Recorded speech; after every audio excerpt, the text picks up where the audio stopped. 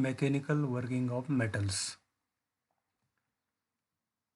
To permanently change size and shape of the material by subjecting it to plastic deformation or permanent deformation. So there are two kinds of mechanical working. First one is known as cold working and second one is known as hot working. There are a few differences between cold working and hot working. First difference is in cold working, plastic deformation takes place below recrystallization temperature. And in hot working, the mechanical working is performed above the recrystallization temperature.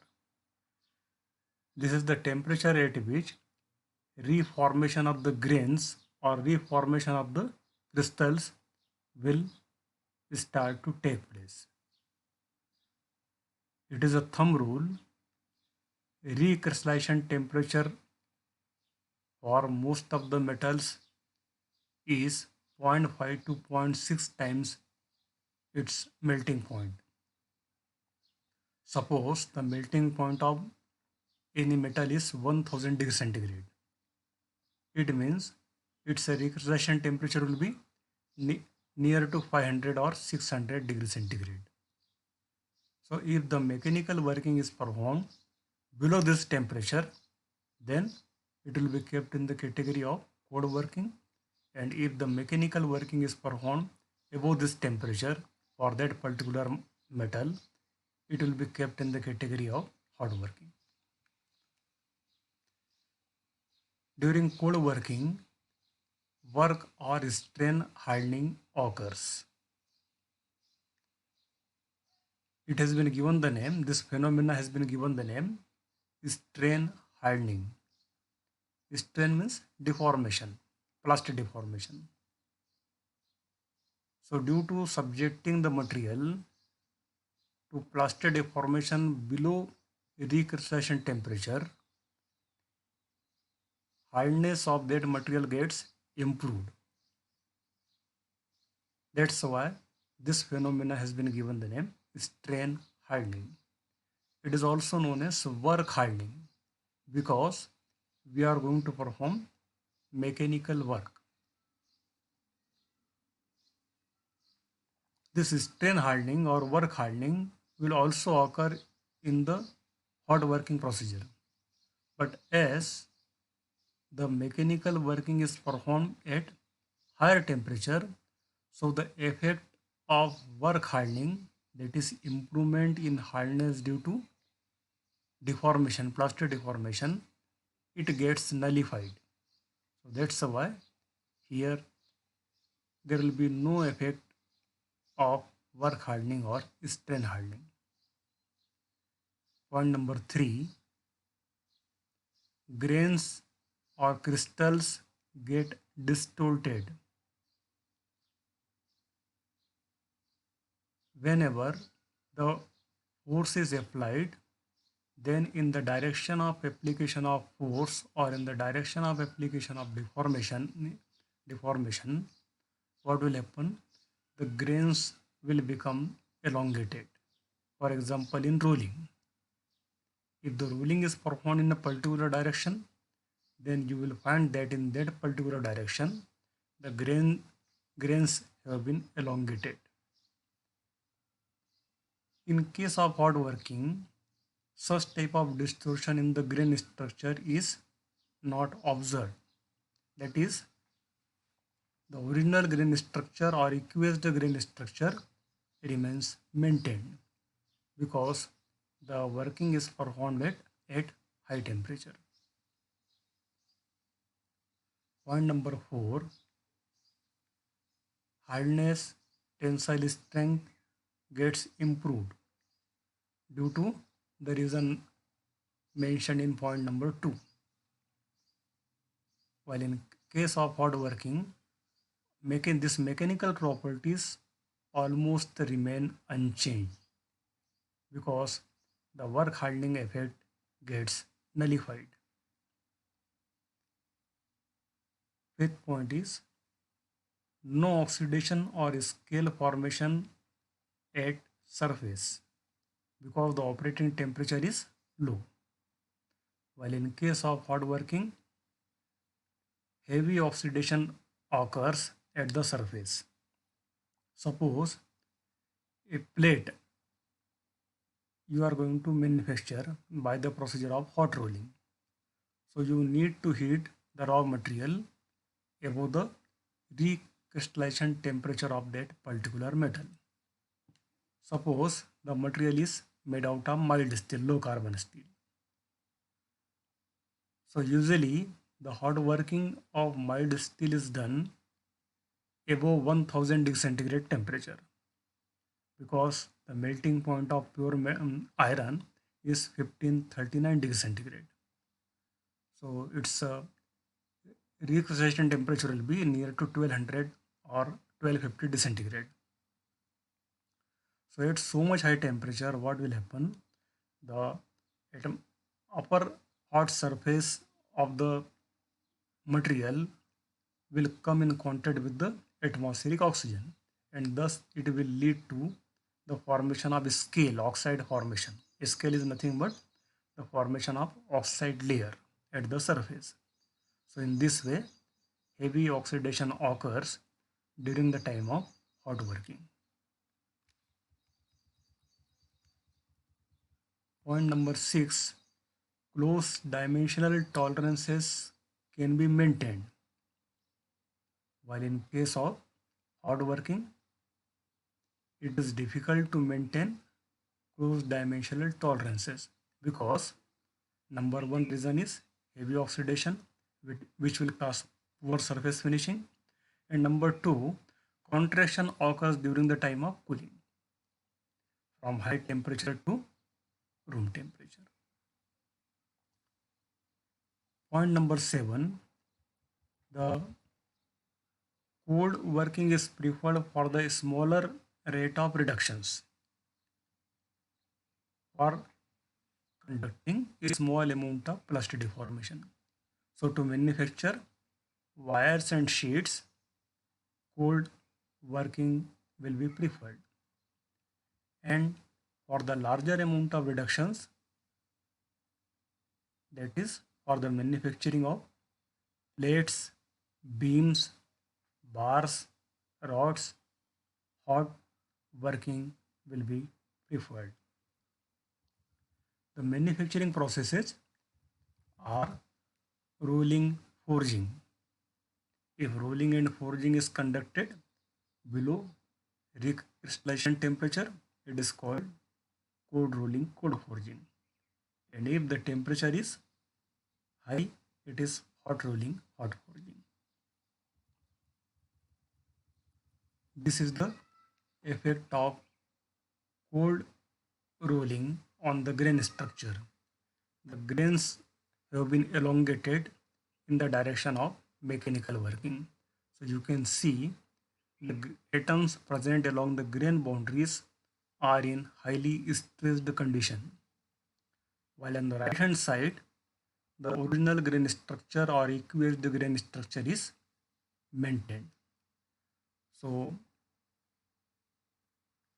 the difference between grain and grain boundary has also been shown. Grain is nothing but the crystal. So crystal, unit cell or grain, we do name the same thing by in different ways.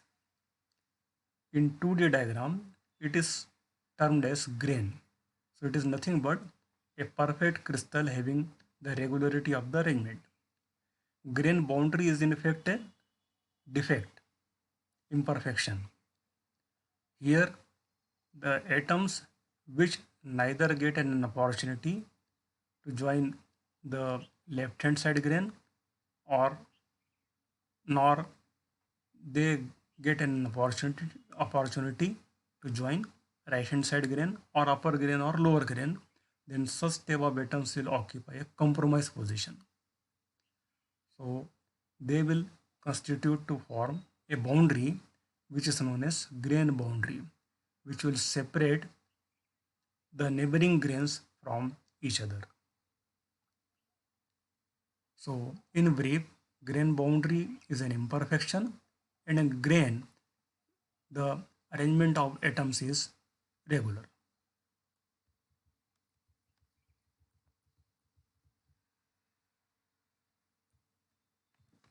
Now we'll move to the next topic of our unit 1, solidification of pure metal. There are 4 different diagrams have been shown. Diagram A, 100% liquid. B, solidification just begins. C, solidification is in progress, which is known as nucleation. And D, solidification is over. So first point is solidification occurs by nucleation and growth of crystals in the melt. In the melt means liquid. So nucleation and growth, these are the 2 different processes which are involved in the procedure of solidification. Point number 2, when melt is cooled down below freezing point, tiny nuclei, that is small clusters of atoms, solid atoms, these are known as embryos, they will start to form in many parts of the melt. As these embryos are very small in size, so they get redissolved in the liquid or melt due to vigorous bombardment of neighboring atoms.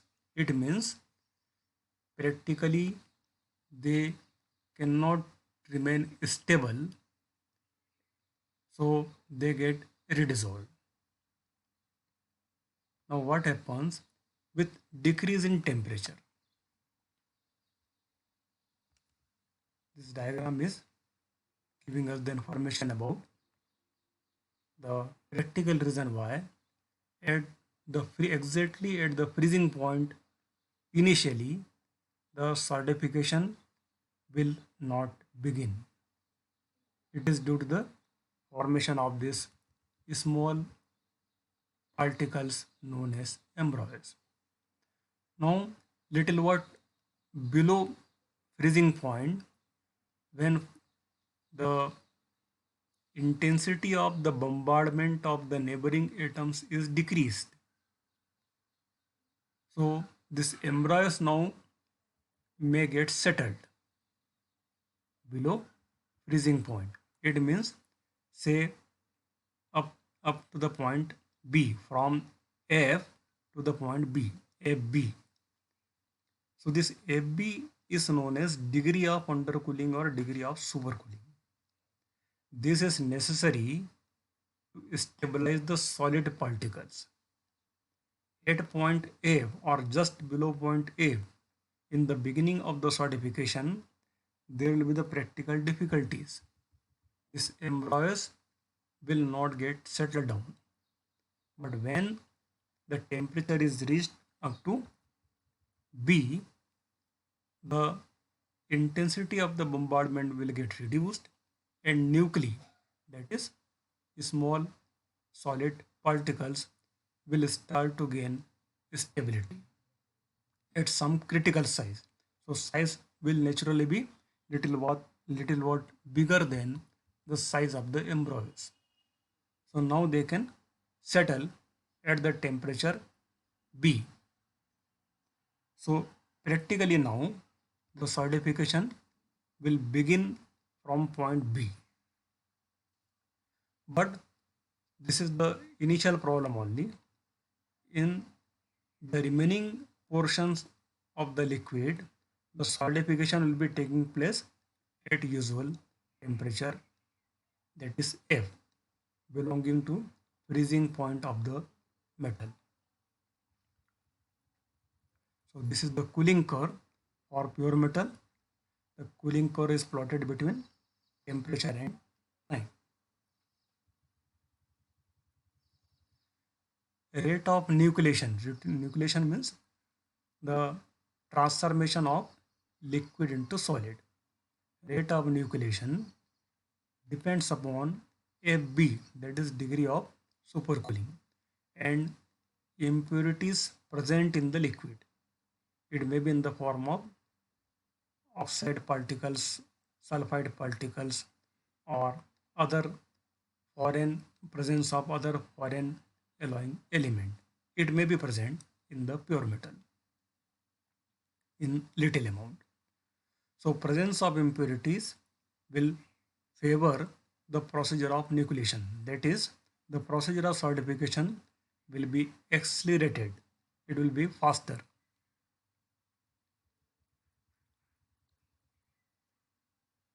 This is the typical cooling curve for binary solid solution. Binary solid solution or an alloy. Alloy is having minimum two alloying elements. For example, copper and zinc. Brass is an alloy of zinc in copper, which may have solid solution. So this is a typical cooling curve for an alloy or or binary solid solution having two alloying elements. That's why it has been given the name binary. So P plus F is equal to C plus 1. If the Gibbs phase rule is applied, P is the number of phases present, F is the number of degrees of freedom, C is the number of components. So as it is the case of binary solid solution, so value of C will be 2.